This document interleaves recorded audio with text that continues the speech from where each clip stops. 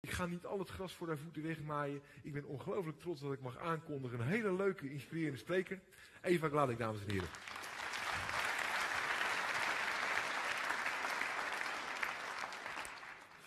Good afternoon, everyone. I hope you're all energized after this afternoon session.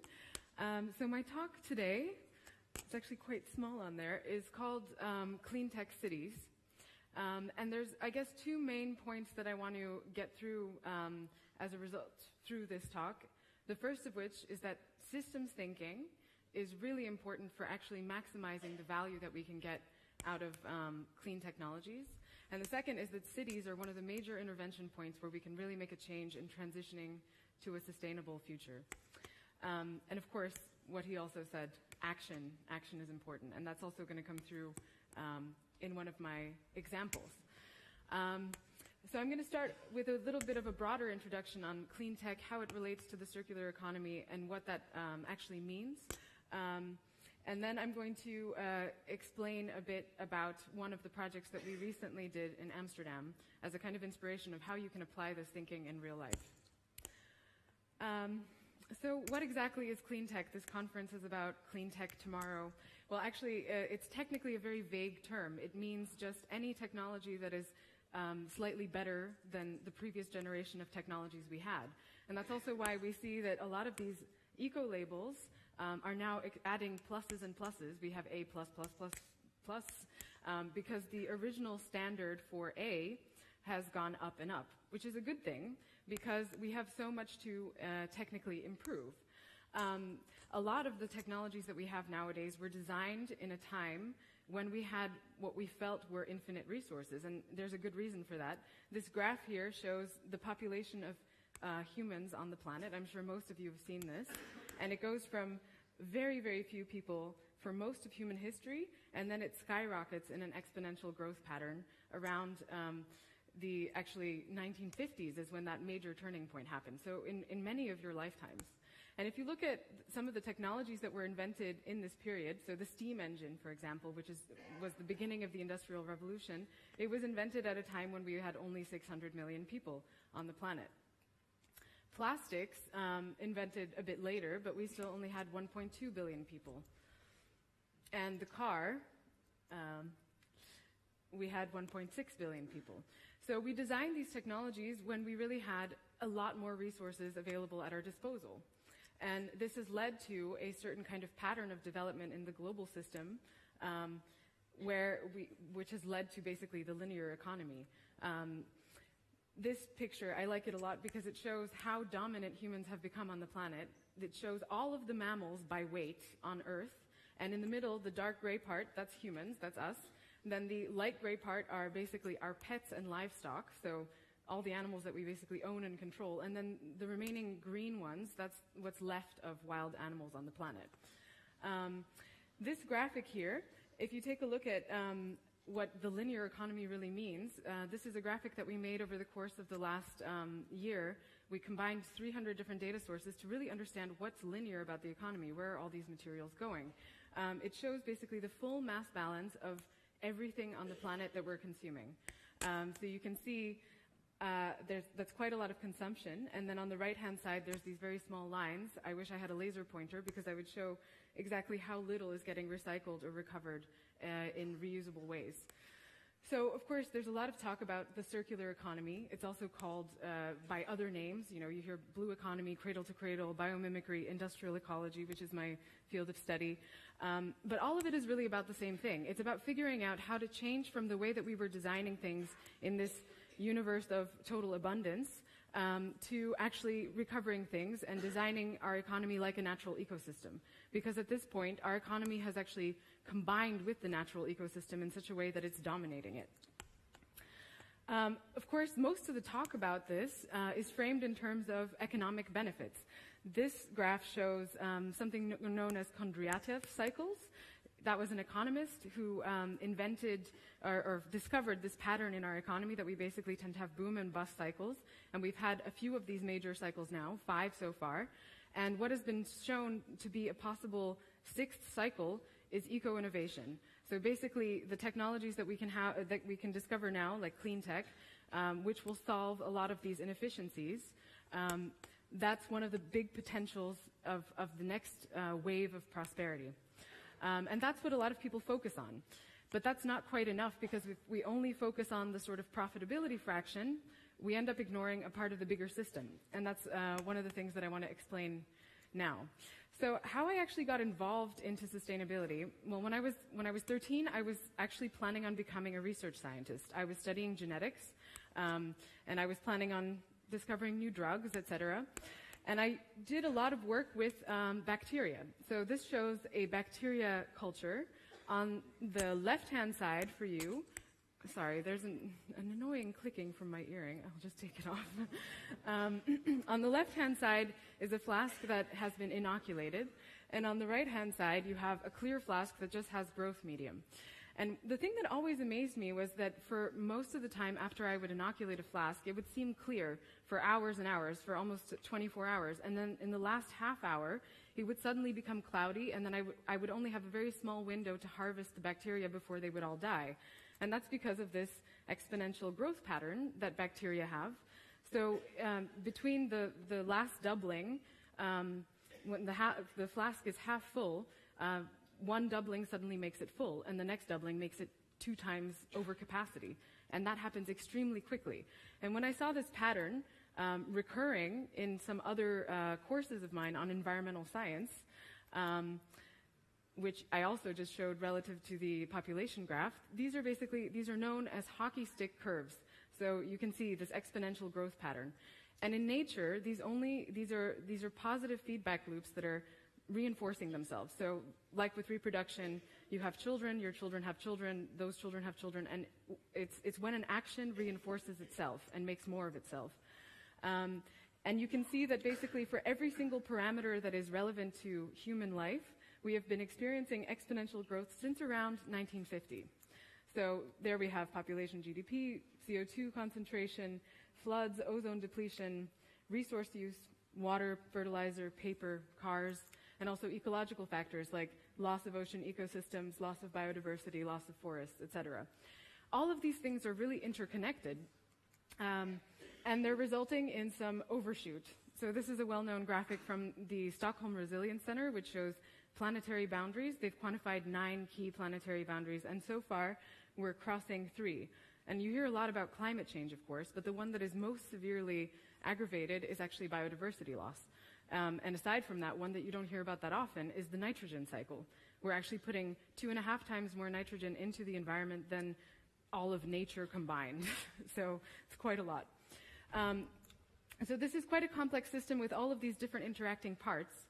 And to really align, let's say, clean tech innovation with solving some of these bigger problems, we have to think beyond just the financial parameters. So what is systems thinking, and how do we use it, and why exactly is it important?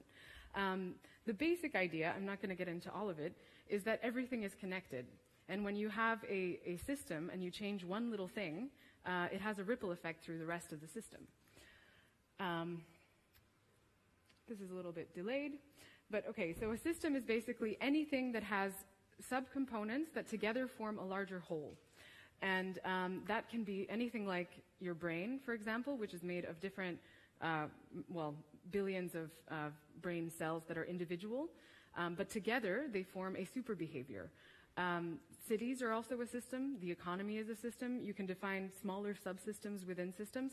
And the unique thing is that they all exhibit certain types of behaviors as a whole, just like those exponential growth patterns that I showed. And again, it's a bit slow. But something happens when you ignore the fact that everything is a system when you're designing or looking for solutions. And I'm just going to give one example. And this is an example I give a lot. These are light bulbs. I'm sure you're all familiar with this lighting technology. So on the left, we have a spaarlamp, or CFL, energy efficient bulb. In the middle, we have a normal incandescent bulb. And on the right, we have an LED. If you're just looking at optimizing energy, then of course, the one on the left is a great answer. It's much more efficient, an order of magnitude more efficient than the one in the middle. But if you start looking at it systemically, at other parameters that are maybe important, like health or toxicity or even happiness, then it starts to become more confusing. Because it turns out that, for example, the light on the left, the light quality has a very narrow spectrum, which means that actually if you're under that kind of light, some people tend to get depressed. Because the one in the middle has a spectrum that's much more like the sun. The other major thing is, of course, the lamp on the left is sometimes known as a kwiklamp because it has mercury in it, which is a neurotoxin that we're trying to get rid of from our environment for, we've been trying to do that for a long time. So now we're reintroducing certain types of chemicals into a specific context, your home, where you don't necessarily want it to be. So just by narrowly focusing on one parameter without looking at many, we end up creating sub-optimizations in the system. And that's the same when you look at profitability and not consider another range of other important parameters. We're trying to optimize ultimately for all of these together. So we have a kind of method that we use for understanding systems and figuring out how to design solutions that are holistic. The first thing that we do is we map this, we sort of draw out the system and all the elements, and we have a certain mental pathway for doing this. Then we decide which part of the system is really relevant to the thing that we're trying to answer, so we define a scope. Based on that, we can quantify it further, so we look at all the elements and we can then attach data to them. And we look for leverage points. So leverage points are places where you change one small thing and it can rearrange the entire system. So for example, taxes, the way they're structured, sometimes can be a leverage point because you change a tax and then it has an effect throughout the entire system. And so finally, based on those leverage points, we develop solutions. So this all sounds really abstract, but for us it's really important in actually thinking how we can apply clean technologies to really change the system as quickly as possible because we have some urgency on our hands. And when we were starting Metabolic, one of the main things that we looked at was the global system and where can we really intervene. One of the things that we decided was that cities clearly come across as a winner. So as you know, there's massive amounts of urbanization occurring worldwide. Cities are growing at a very rapid pace, and most people in the world now live in cities. That number is going to continue going up throughout this century. But cities also are very special because they only occupy 3% of the total surface of our planet, but they produce 80% of the wealth. They are responsible for 90% of the innovation, and they also use most of the resources, 75%. They produce 60 to 80% of greenhouse gas emissions and most of the waste. That's actually quite amazing because if you think about it, if you figure out a way to change the way that cities function and essentially restructure them through the use of clean technologies in a systemic way, then you can solve most of the problems that we're having as well as create a much larger amount of wealth. So that is what a sort of key leverage point is within a system. So we started to look at, so basically, Metabolic, around 2.5 years ago, I started this company because I was really tired of hearing about, of talking, basically. I had been working in sustainability for a long time as a consultant, and I wanted to start an action organization that does indeed systems analysis and consulting, but really takes it to an applied level. And one of my first ideas was that I wanted an office that would be an example of how you can really show how an urban system can function, so how an urban metabolism could work, closing all the cycles at the right scale, and providing a sort of real tangible example. And this was the sort of first concept sketch that we had of Metabolic Lab, the office, where there's a biodigester and algae reactors and sensor systems and everything is functioning properly. And I had this idea, and I was meeting lots of interesting people in Amsterdam, and I met this group of people. So these are a bunch of architects, Space and Matter, Marjolein Smele, Delva Landscape Architects, and Wouter Valkenier. And they had just won a tender for a piece of land in Amsterdam, an old polluted plot of land that had been a shipyard in the past. And they were going to set up a very interesting office park there. And I told them about my idea, and they said, that's great. Why don't you do that for the whole site? Design a sort of urban metabolism system solution for the entire area. And that was very exciting, so that's what we ended up doing. The project is called De Keuvel, and it's located in Amsterdam North. It's this plot of land that you can see at the top. And their concept was already awesome because they wanted to take this polluted land and clean it using plants, so use phytoremediation, And because it's a 10-year development, they wanted to use recycled houseboats, so take houseboats that were going to be thrown away and use the whole buildings on the site as sort of renovated office buildings. So this was the concept. And Metabolic got brought in to develop a comprehensive sustainability plan that would involve all of these clean technologies. So that is exactly what we did. This thing is a bit slow. We called the project the Cleantech Playground. And we set off, so this was the vision of what it would look like when it was completed, the whole De Kovel site. And we set off to really take forward our systemic design process for this particular area. You can see these are Cleantech cards, so they show the flows in and out of each technology, and we were able to use them like dominoes to kind of match them to design a full system. We had lots of different meetings with experts. We had a whole community and stakeholder process working with the people who would be using the site as well to make sure that we weren't coming up with things that would be socially impractical. A lot of work with also laws and legislation, because we found out that there's a lot of laws and barriers that prevent you from doing this. And finally, we came up with a design. This was the conceptual level. All of the flows are sort of closed on the site, so we're dealing with wastewater and drinking water and producing our own energy, recovering nutrients, etc. These were the goals that we originally had, so a lot of monitoring and sensing, and of course financial feasibility, which was one of the big challenges because we only had 5,000 euros per building in order to do this. And this was the idea. So soon after finishing this design, and Metabolic was only recently started, maybe like 6 months before this process. The architects came to me and said, okay, so we're going to build it. Are you ready? And I had to say yes, of course, even though we didn't have the resources necessarily that we would need in order to carry out this massive construction project. So we had our conceptual drawing of all the flows and the system for how it would work at De Kovel.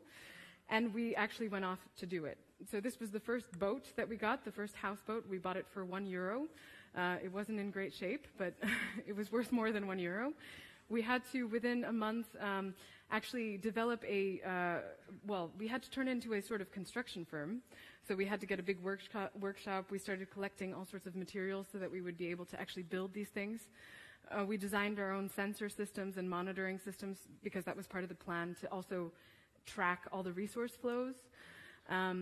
This was a community workshop where people were building their own wastewater treatment filters because we also got the community involved in actually executing this stuff.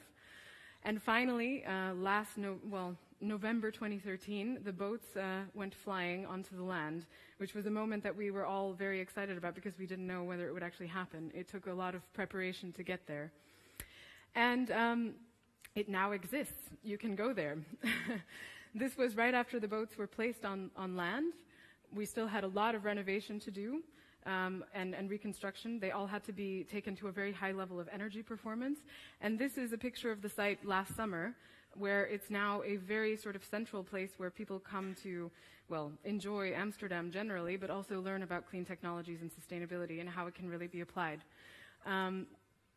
We started a research program, so all of the different systems that we applied there, we've been evaluating their effectiveness and functionality together with lots of partners.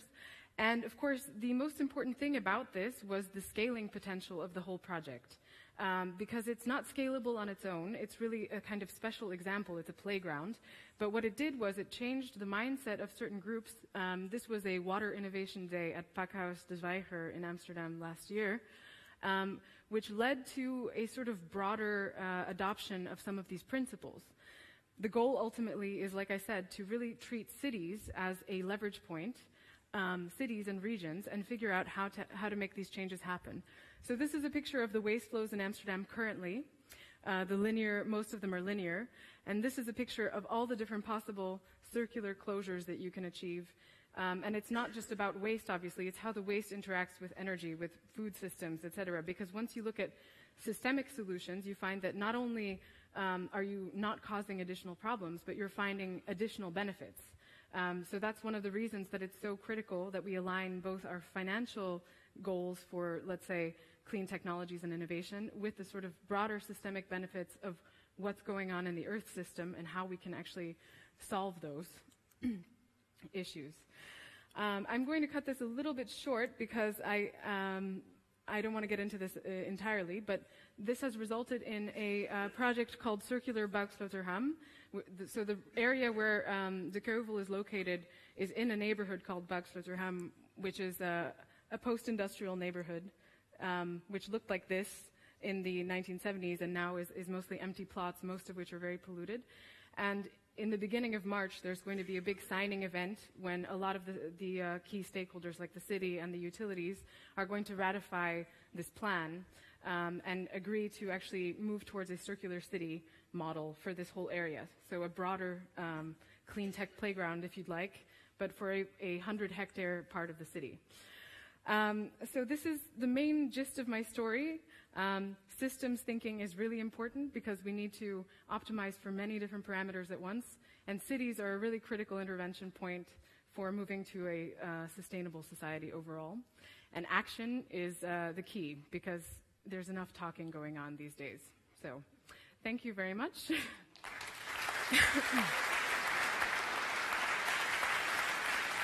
Any questions? Should we do any questions? Yeah, are there any questions, ladies and gentlemen? Now is the opportunity. And you can ask in Dutch, if you like. You answer in English then, or you answer in Dutch? I'll answer in English, probably. English, ja, oké. English, ja, oké. Zijn er nog vragen? Ah, daar is een vraag. Ja, wat is uw vraag?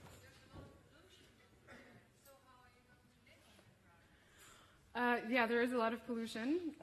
Around 15% of that whole area is polluted, and that's one of the challenges. We have left a legacy of pollution, so we need to fix it.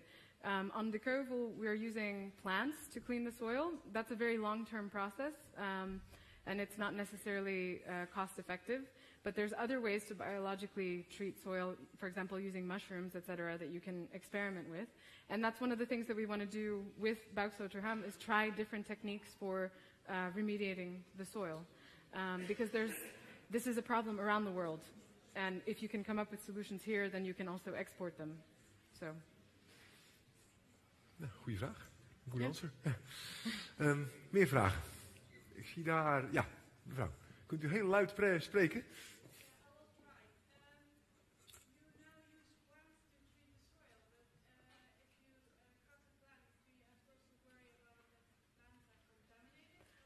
They're contaminated, so you have to gasify them, and you have then ash that has the contaminants in it. But that's actually much better than having the pollutants distributed throughout the soil, because you have a much smaller amount of the problematic material and you can take it away. Oké. Laatste vraag. There. Boven nog iemand? Nee. Ah, daar. Sorry, ik zag het niet. Ja. Oké. Wat is uw vraag?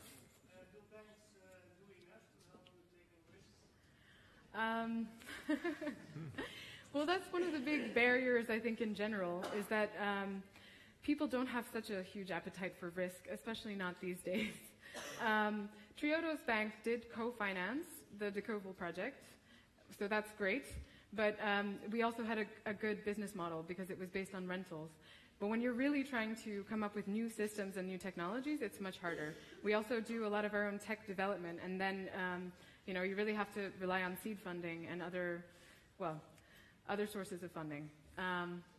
Banks could be taking more risk, I think, in the right ways, not on mortgages, etc. Okay. Yeah, but was the risk something which was in your head when you started? Did you consider the risk, or did you just follow the dream? No, of course. I mean, you always consider the risk, and for a lot of this, it seemed like we were crazy because, in the beginning, it didn't seem like maybe this might not work at all. Mm-hmm. But at the same time, someone has to start taking certain risks. Otherwise, we're just going to keep going down the same exponential path. Yeah. So. Yeah, but what you say is logical, but many people are in a situation that they think someone will start and someone should take the first step. But then they still think, well, the risk is pretty high. I keep my job. Yeah. What did you decide to follow this path? I couldn't imagine any other option. I could see myself getting old and being completely depressed looking back at my life if I had done, before I started Metabolic, right before, I was offered a very nice consulting job with, 12,000 euros a month for salary. And I said no, because I really just wanted to have a chance at changing things. So you did? Well, give her a hand, ladies and gentlemen. Thank you. Thank you.